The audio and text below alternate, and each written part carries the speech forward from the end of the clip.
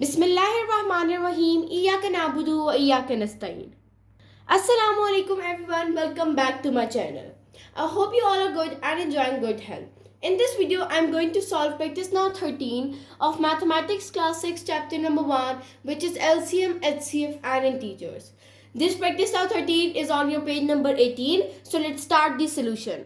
So this is your practice now 13. It consists of only one question.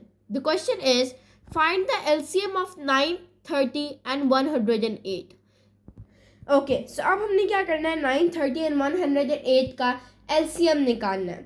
मैंने last video में बताया था when we were solving practice now 12 कि हमारे पास LCM निकालने के एंड एज वेल एचसीएफ निकालने के भी दो मेथड्स होते हैं. सो मैं दोनों मेथड से सॉल्व करके दिखाऊंगी आपको. जो मेथड आपको आसान लगे आप उससे सॉल्व कर सकते हैं. So let's start the solution. Okay so हमने क्या करना है एलसीएम लेना है 9, 30 एंड 108. हमारे पास दो मेथड होते हैं. हम किसी भी मेथड से पहले सॉल्व कर लेते हैं. सो हम मेथड 1 से सबसे पहले हम सॉल्व कर लेते हैं. मेथड 1 हम क्या करते हैं कि हमने बेसिकली इन तीनों का साथ लेना होता है एलसीएम. सो हम क्या करेंगे इन तीनों को एक लाइन के अंदर लिख देंगे 9, 30 एंड 108.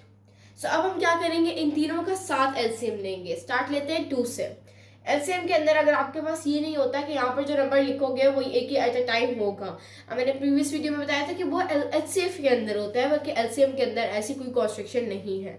सो अब हम करते हैं 2 15 टाइम्स 30 होता है and then 5 times and 4 times. अब हम क्या करेंगे 2 से कैरी ऑन रखते हैं जब तक सारे नंबर्स में से कोई भी एक 2 से हो रहा है. ये 2 से हो रहा है. अब जो है ये 2 से कोई भी नंबर इन तीनों में से नहीं हो रहा, तो अब हम 3 से स्टार्ट ले लेते हैं. तो 3 टाइम्स 9, क्योंकि 2 के बाद हमारे पास 3 आ रहा है ना. उसके बाद 3 5 टाइम्स एंड 3 9 टाइम्स. अब भी हम 3 से ही कर लेते हैं क्योंकि 3 को ही कैरी ऑन रखते हैं. अब भी 3 से एक तो हो रहा है तो उसको कर लेते हैं. एंड देन हमारे पास अब जो है 5 पे ख़त्म हो जाएगी क्योंकि हमारे पास रिमाइंडर में सारे 1 आ चुके हैं. सो अब हमारे पास ये हमने क्या कर दिया है एलसीएम निकाला है हमने बेसिकली 9, 30 एंड 108 के अंदर. अब हम क्या करेंगे इन सब नंबर्स को आपस में मल्टीप्लाई कर देंगे.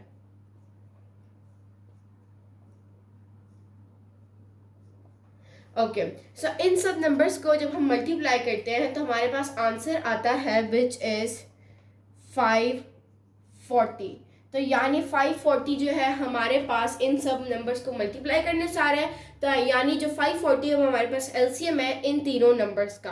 अब हम मेथड 2 से भी देखते हैं कि अगर हमारे पास मेथड 1 और मेथड 2 के आंसर सेम है तो इसका मतलब है कि हमारा जो आंसर है वो ऑफ कोर्स राइट है. तो अगर आपको ये मेथड करना है तो इससे भी हमारा आंसर वही आएगा 540. और अब हम मेथड 2 से भी करते हैं कि क्या हमारा आंसर 540 ही आता है. So let's start the method number 2. So method number 2 में हमने क्या करना होता है इन तीनों के अलग अलग हमें प्राइम फैक्टराइजेशन करनी होती है और उसके बाद हमें उसके फैक्टर्स में से कॉमन लेकर और कॉमन के अलावा वाले नंबर्स को लेकर मल्टीप्लाई करवा देना होता है. सो अब हम सबसे पहले 9 के करते हैं 3 टाइम्स 9 क्योंकि 2 के टेबल में 3 9 नहीं आता. 3 1 टाइम्स. तो बेसिकली 1 आ गया. हमारे पास क्या क्या नंबर्स आ गए 9 के 3 एंड 3. अब हम 30 को करते हैं 2 से स्टार्ट हो सकता है 1 टाइम्स to 5 टाइम्स. अब ये 2 से नहीं होता 15 तो 3 से 5 टाइम्स 15 एंड देन 5 1 टाइम्स. तो 1 आ गया. इसका मतलब ये इसके फैक्टर्स हैं 30 के. अब 2 से करते हैं to 5 टाइम्स 10 to 4 टाइम्स 8. 2 से अब हम 54 को करेंगे क्योंकि कैरी ऑन हो रहा है जब तक तो करते रहेंगे. अब 27 2 के टेबल में नहीं आता है. 3 से देखते हैं तो 3 से हमारे पास आता है 3 9 टाइम्स. Then 3 times 9. 3 से ही हो रहा है जब तक होने दें. और 3 पे हमारे पास ख़त्म हो गया. तो ये क्या आगे मेरे पास सारे इसकी हमने प्राइम फैक्टराइजेशन किया. अब हम इसके फैक्टर्स को एक लाइन के अंदर लिख लेते हैं. ओके सो ये मैंने मेथड 2 के जो हमारे पास आंसर आए थे उनको लिख लिया. अब हम क्या करेंगे इनके अंदर जो हमारे पास कॉमन है तो सबसे पहले हम वो ले लेते हैं. सो अगर हम देखें तो हमारे पास सबसे पहले तो 3 इन तीनों के अंदर कॉमन आ रहा है. सॉरी यहाँ पर 3 से हमने करना है. एक चीज़ तो हमारे पास कॉमन आ गई. अब अगर हम देखें तो हमारे पास इसके अलावा इनके अंदर कुछ भी कॉमन नहीं आ रहा. लेकिन अगर हम देखें 30 और 102 के अंदर तो हमारे पास ये चीज़ कॉमन आ रही है. और एलसीएम के अंदर हम अगर 2 के अंदर भी कोई कॉमन आ सकती है तो हम उसको ले सकते हैं. उसके बाद अगर हम यहाँ देखें तो 3 एंड इसका एक 3 अगर हम देखें तो ये कॉमन आ रहे हैं। तो क्या क्या चीज़ें कॉमन आ गई है, सबसे पहले तो उनको लिख लेते हैं 2 इंटू 3 इंटू 3।